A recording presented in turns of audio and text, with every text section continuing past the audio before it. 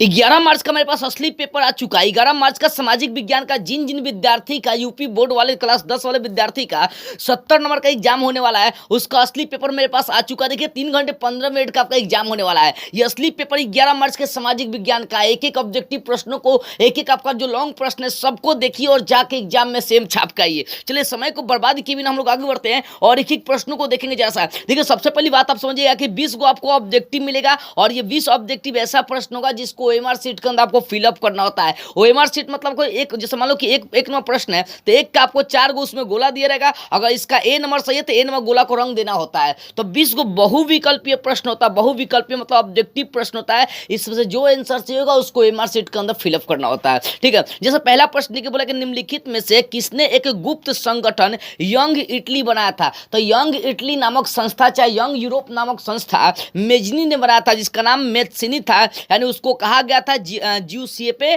मैथ्सिनी। आपको आप correct answer हो जाएगा वी। ठीक है ना, यानी एक का हो जाएगा वी। अगला प्रश्न देखिए, बोले कॉर्न लॉ किससे संबंधित है। बताना है कि जो कॉर्न लॉ था वो किस देश से संबंधित था। तो आपके पास ऑप्शन है जर्मनी, संयुक्त राज्य अमेरिका, फ्रांस और ब्रिटेन। बताना है कि जो कॉर्न लॉ है वो किससे संबंधित है। तो कॉर्न लॉ किससे संबंधित है, ये कौन सा देश से संबंधित है। तो कॉर्न लॉ जो था ना वो ब्रिटेन से संबंधित था। करेक्ट आंसर हो जाएगा आपका डी। अगर नेपोलियन बोनापार्ट की पराजय कब हुई थी। प्रश्न है कि नेपोलियन बोनापार्ट की पराजय कब हुई थी। तो 2815 में हुआ था नेपोलियन बोनापार्ट की पराजय। आगे चार नंबर प्रश्न है, महामंदी का सबसे बुरा असर किस पर पड़ा था। तो हम देखो महामंदी जो था उसका सबसे बुरा असर जो था ना कृषि क्षेत्र पर पड़ा था। करेक्ट, इसका आंसर मार देंगे बी। आगे प्रश्न बोले 5 नंबर, गुलामगिरी किनकी रचना है। जो गुलामगिरी है वो किनकी रचना थी ये बताना। तो ज्योतिबा फूले की ये रचना थी गुलामगिरी। आपका करेक्ट आंसर हो जाएगा आपका कौन सा, ए हो जाएगा। आगे प्रश्न नंबर 6 देखिए, बोला कि निम्नलिखित में से कौन सा विषय संघ सूची से संबंधित है। यानी कौन ऐसा विषय है जो संघ सूची के अंदर आता है ये बताना। तो जो प्रतिरक्षा होता है वो संघ सूची के अंदर आता है। करेक्ट आपका हो जाएगा ए। 7वां प्रश्न क्या कह रहा है वो देखिए।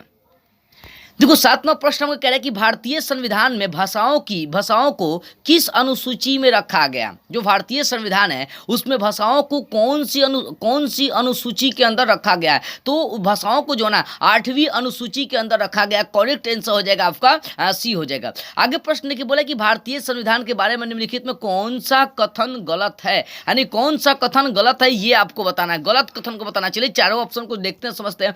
यह धर्म के आधार पर भेदभाव की मनाही करता है। यानी धर्म के आधार पर भेदभाव की मनाही करता है। आगे है, यह एक धर्म को राजकीय धर्म बताता है। आगे है, सभी लोगों को किसी भी धर्म का पालन करने की आज़ादी देता है। और ऑप्शन डी है, किसी धार्मिक समुदाय में सभी नागरिकों को बराबरी का अधिकार देता है। मतलब कौन सा कथन गलत है आपको ये बताना है कि भारतीय संविधान के बारे में निम्नलिखित में कौन सा कथन गलत है आपको ये समझाना है। तो कौन सा कथन गलत, देखो यहाँ पर सभी लोगों को किसी भी धर्म का पालन करने की आज़ादी देता है, तो ये गलत नहीं है, सही है। आगे, यह एक धर्म को राजकीय धर्म बताता हो, ये भी सही है। आगे बोले कि यह धर्म के आधार पर भेदभाव की मनाही करता है, ये भी सही है।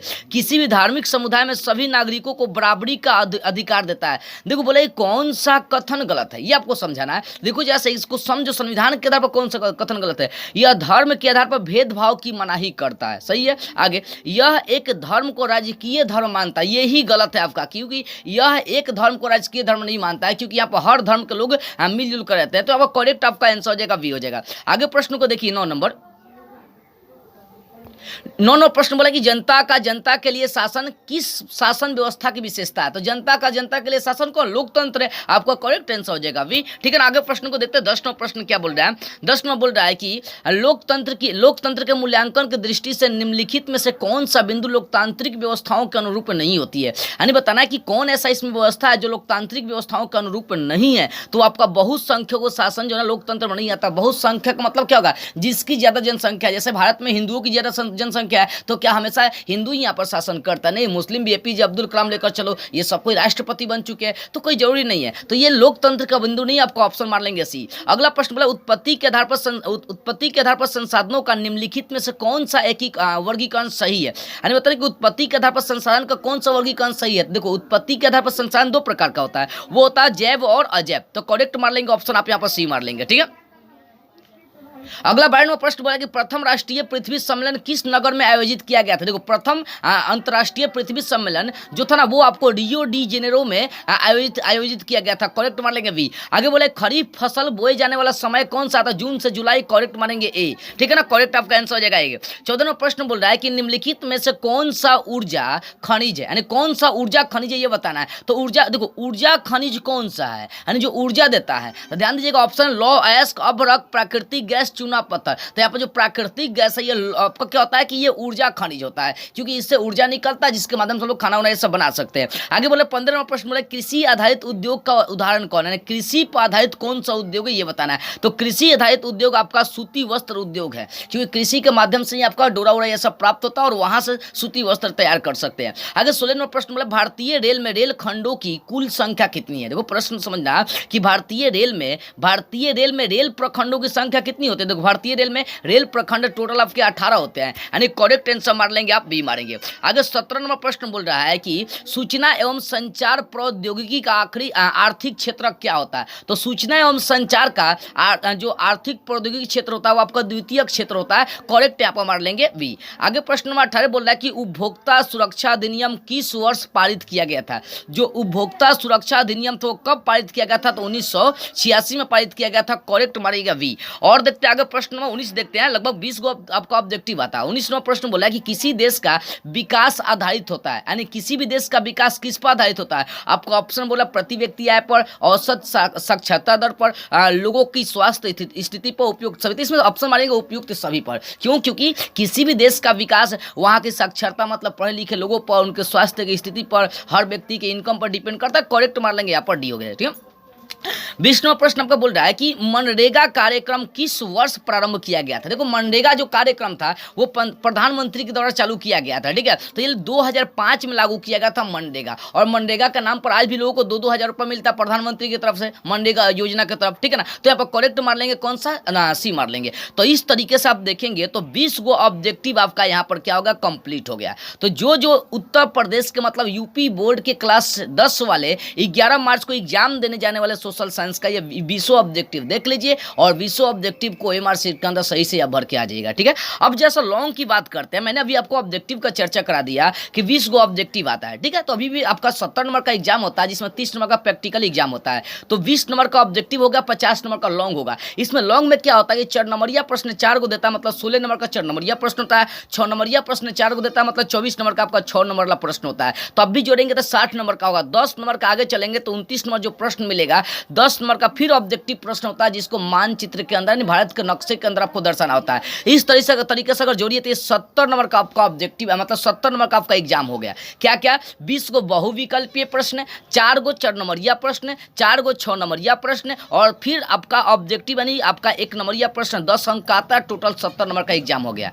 और आगे देखेंगे तो 30 नंबर का प्रैक्टिकल मिलता है। तो इस तरीके से आपका 100 नंबर का एग्जाम हो जाता है। तो एक बार जैसा 4 नंबरिया प्रश्न आपको दिखा दूं, क्या क्या आपका प्रश्न आता है 4 नंबर वाला। देखो पहला प्रश्न है वो बोल रहा है कि प्रथम विश्व युद्ध के समय भारत का औद्योगिक उत्पादन क्यों बढ़ा। ठीक है ना, जब प्रथम विश्व युद्ध हुआ था 1914 से 1918 तक, तो उस समय भारत का औद्योगिक उत्पादन क्यों बढ़ गया था। या G77 देशों के बारे में आप क्या जानते हैं, आपको लिखना है। देखो दोनों अगर अथवा में दिया तो दोनों में से कोई एक ही प्रश्न आपको बनाना होता है। ठीक है, तो ये प्रश्न को देख लीजिए, गूगल पर सर्च मार लीजिए। अगर नहीं सर्च मारे तो स्क्रीन पर जो मेरा इंस्टाग्राम आईडी दिया वहां से आप संपर्क कर सकते हैं, वहां से सारे प्रश्न कॉल कराऊंगा। देखो लोकतंत्र शासन की अन्य व्यवस्थाओं से बेहतर है कैसे, ये बताना। तो ये प्रश्न आप सर्च मार के देख सकते हैं। सिर्फ प्रश्नों को देख लीजिए लॉन्ग में, क्योंकि मैंने ऑब्जेक्टिव हल करा। अगर लॉन्ग हल कराऊंगा तो लगभग 3-4 घंटे का वीडियो हो जाएंगे। तो सिर्फ आप जाकर प्रश्नों को देखिए, स्क्रीनशॉट ले लीजिए, आराम से बैठ कर उसका तैयार कर लीजिए। अभी भी समय, क्योंकि 11 मार्च को आपका एग्जाम होने वाला है। वैश्वीकरण से आप क्या समझते हैं, या मृदा अपरदन को रोकने के कोई 2 उपाय बताइए। तो इस तरीके से 4 गो आपका 4 नंबरिया प्रश्न आएगा। फिर आगे चलेंगे तो 6 नंबरिया प्रश्न भी आपको 4 गो आता है। सत्याग्रह से क्या अभिप्राय है, सत्याग्रह के समय महात्मा गांधी के क्या विचार थे।